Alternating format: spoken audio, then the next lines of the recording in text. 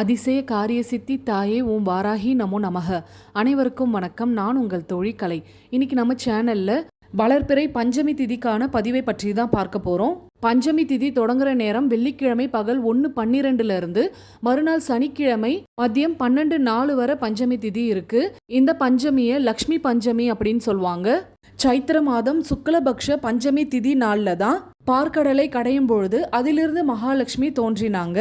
செல்வம் சேர பணவரவு அதிகரிக்க இந்த நாளில் மகாலட்சுமி தேவியினுடைய வழிபாடு ரொம்பவே சிறந்தது. எந்த ஒரு நல்ல காரியங்கள் செய்யறதா இருந்தாலும் இந்த நாளில் தொடங்குங்க. கண்டிப்பாக அதில் உங்களுக்கு வெற்றிகள் மட்டுமே கிடைக்கும். அது மட்டும் இல்லாமல் இந்த நாளில் குறிப்பிட்ட ஒரு பரிகாரம் செய்யறதுனால வீட்டில் இருக்கக்கூடிய தரித்திர நிலை மாறி தொடர் பணவரவு ஏற்பட்டு பொருளாதாரம் வளர்ச்சி அடையும். இந்த பரிகாரம் செய்யறதுக்கு என்னென்ன பொருட்கள் தேவைப்படும், இந்த பரிகாரம் எப்படி செய்யணும், எந்த நேரத்தில் செய்யணும், இதெல்லாம் நாம் இந்த பதிவில் தொடர்ச்சியாக பார்க்க ஆரம்பிக்கலாம். பதிவுக்குள்ளே போகிறதுக்கு முன்னாடி நம்ம சப்ஸ்கிரைபரான தோழி அவங்க வீட்டில் வாராகி அன்னைக்கு காமாட்சி அம்மன் தீபம் ஏற்றிருக்காங்க. அந்த தீபத்தினுடைய சுடரில் பார்த்தீங்கன்னா அன்னை ரொம்ப வித்தியாசமாக காட்சி கொடுத்துருக்காங்க. அன்னை சைடாக பார்க்குற மாதிரியும் அதில் அன்னையினுடைய கண்கள் ரொம்ப கிளியராக தெரியுது. பார்க்கறதுக்கு 3D ஷேப்பில் அன்னை காட்சி கொடுக்குற மாதிரி இருக்குது. அன்னை எப்படியெல்லாம் வித்தியாசமாக அவங்க முகத்தை காட்டுறாங்க அப்படின்றத பாருங்கள். உங்கள் வீட்லேயும் இந்த மாதிரி அதிசயங்கள் நிகழுது, அது என் கூட ஷேர் பண்ணணும் அப்படின்னு விருப்பப்பட்டீங்கன்னா படம் பிடிச்சு ஸ்க்ரீனில் தெரியக்கூடிய வாட்ஸ்அப் நம்பருக்கு சென்ட் பண்ணுங்கள். நம்ம தோழிகளுக்கும் அன்னையினுடைய அருள் கிடைக்கட்டும். இந்த தீபச்சுடரில் தெரியறது அன்னையினுடைய முகம்தான் அப்படின்னு தோணுச்சுன்னா ஒரு லைக் பண்ணிடுங்க. அடுத்ததாக பஞ்சமி திதி கூட்டு பிரார்த்தனைக்கு பெயர் தர விருப்பப்படுறவங்க உங்களுடைய பெயரையும் காரணத்தையும் கமெண்ட் செக்ஷனில் தெரியப்படுத்துங்க.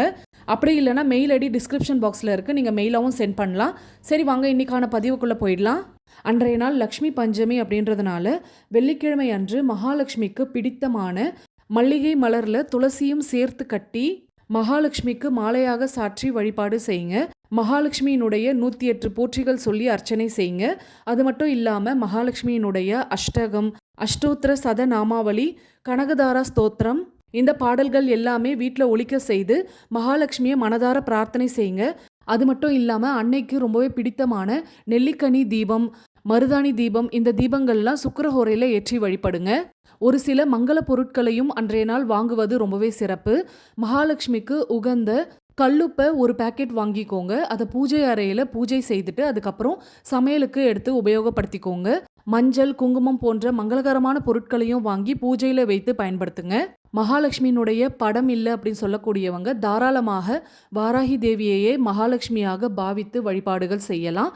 அடுத்ததாக பணவரவு ஏற்பட, செல்வம் சேர, கடன் பிரச்சனைகள்லேருந்து முழுமையாக விடுபட அன்றைய நாள் செய்ய வேண்டிய பரிகாரம் என்ன அப்படின்றத பார்த்துடலாம். இந்த பரிகாரம் வெள்ளிக்கிழமை இரவு 8 மணிக்கு செய்யணும். அதே மாதிரி மறுநாள் சனிக்கிழமை காலையில் தான் இந்த பரிகாரம் முடிக்கிற மாதிரி இருக்கும். இந்த பரிகாரம் செய்யறதுக்கு கருப்பு உளுந்து தேவைப்படும். ஒரே ஒரு கைப்பிடி கருப்பு உளுந்து எடுத்துக்கோங்க. முழு உளுந்தாவும் எடுத்துக்கலாம், இந்த மாதிரி உடஞ்ச உளுந்தா இருந்தாலும் எடுத்துக்கலாம். அடுத்ததாக ஒரு சின்ன கிண்ணத்தில் தயிர் தேவைப்படும். எச்சில் படாத தயிராக இருக்கணும். அதனால் தனியாக பால் எடுத்து கொஞ்சமாக தயிர் தோய்ச்சி வச்சுக்கோங்க. வெள்ளிக்கிழமை இரவு 8 மணி ஆனதும் நிலைவாசற்படியில் ஒரு தீபம் ஏற்றி வைங்க. அடுத்ததாக வாராகி அன்னை தேவி முன்னாடி ஒரு தீபம் ஏற்றி வைங்க. இல்லை பஞ்சமிக்கு இரவு வழிபாடு தான் செய்கிறீங்க அப்படின்னா அன்னை முன்னாடி பஞ்ச தீபமாகவே ஏற்றி வைங்க, இன்னும் சிறப்பாக இருக்கும். ஒரு கைப்பிடி கருப்பு உளுந்து எடுத்துக்கோங்க. கிண்ணத்துல தோச்சி வச்சிருக்க தயிர் எடுத்துட்டு வந்து வாராகி அன்னை முன்னாடி வச்சிருங்க. அன்னை படத்துக்கு முன்னாடி ஒரு சிகப்பு துணி விரிச்சு அதுக்கு மேலதான் நீங்க உட்காரணும். உட்கார்ந்து கையில உளுந்து எடுத்துட்டு வந்திருக்கீங்கல்ல, அதை நல்லா இறுக்கமா மூடிட்டு இப்ப ஸ்கிரீன்ல தெரியக்கூடிய இந்த மந்திரத்தை 27 முறை உச்சரிக்கணும். இந்த மந்திரத்தை ஒவ்வொரு முறையும் உச்சரிக்கும் பொழுதும் வீட்டில் தன தானியமும் சகல ஐஸ்வர்யங்களும் பெருக வேண்டும், கடன் தொல்லையிலிருந்து மீள வேண்டும் சொல்லிக்கொண்டே மந்திரத்தை உச்சரிக்கணும். 27 முறை சொல்லி முடிச்சதுக்கு அப்புறம் உங்க கையில இருக்க கருப்பு உளுந்தை எடுத்து அந்த தயிர்ல போட்டுறணும். வாராகி தேவியையும் மகாலட்சுமியையும் மனதார பிரார்த்தனை செய்து கொண்டு தூப தீபம் காட்டிட்டு பூஜையை நிறைவு செய்துக்கோங்க. அன்று இரவு முழுவதும் அந்த கிண்ணம் அப்படியே வாராகி அன்னை முன்னாடியே இருக்கணும். மறுநாள் காலையில ராகு காலம் ஆரம்பிக்கிறதுக்கு முன்னாடி அல்லது ராகு காலம் முடிஞ்சதுக்கு அப்புறம் பஞ்சமி திதி இருக்கிற மதியம் 12 மணிக்குள்ள உளுந்தையும் தயிரையும் போட்டு வச்சிருக்க அந்த கிண்ணத்துல கொஞ்சமா சர்க்கரையோ அல்லது நாட்டு சர்க்கரையோ, அதுவும் இல்லைன்னா கொஞ்சமா வெல்லம் சேர்த்து உங்க வீட்டு பக்கத்துல அரச மரம் எங்க இருந்தாலும் அரச மரத்தடியில போட்டுட்டு திரும்பி பார்க்காம வந்துடணும். அவ்வளவுதான். ரொம்பவே எளிமையான பரிகாரம் தான் இது. ஆனால் பலன் பார்த்தீங்கன்னா அபரிவிதமாக இருக்கும். இந்த வளர்பிறை பஞ்சமி திதிக்கு தொடர்ந்து 8 வாரம் இந்த பரிகாரம் செய்யணும்.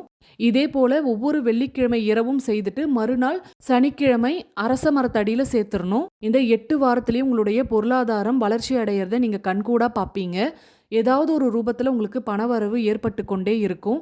உங்களுடைய கடன் முழுவதும் அடைவதற்கான வாய்ப்புகள் ஏற்படும். பல பேருக்கு நான் இந்த பரிகாரம் சொல்லி நல்ல பலன் கொடுத்துருக்கு. கண்டிப்பா இந்த பரிகாரம் உங்களுக்கும் பயனுள்ளதாக இருக்கும் அப்படின்னு நம்புறேன். பயனுள்ளதாக இருந்திருந்தா ஒரு லைக் பண்ணிட்டு அப்படியே உங்க ஃப்ரெண்ட்ஸ் அண்ட் ஃபேமிலிக்கும் ஷேர் பண்ணி விடுங்க. மறக்காம சப்ஸ்கிரைப் பண்ணிட்டு பக்கத்துல இருக்க பெல் சிம்பலை கிளிக் பண்ணிட்டு அதில் ஆல்னு கொடுங்க. மீண்டும் அடுத்த பதிவில் சந்திப்போம். அதுவரை நன்றி, வணக்கம்.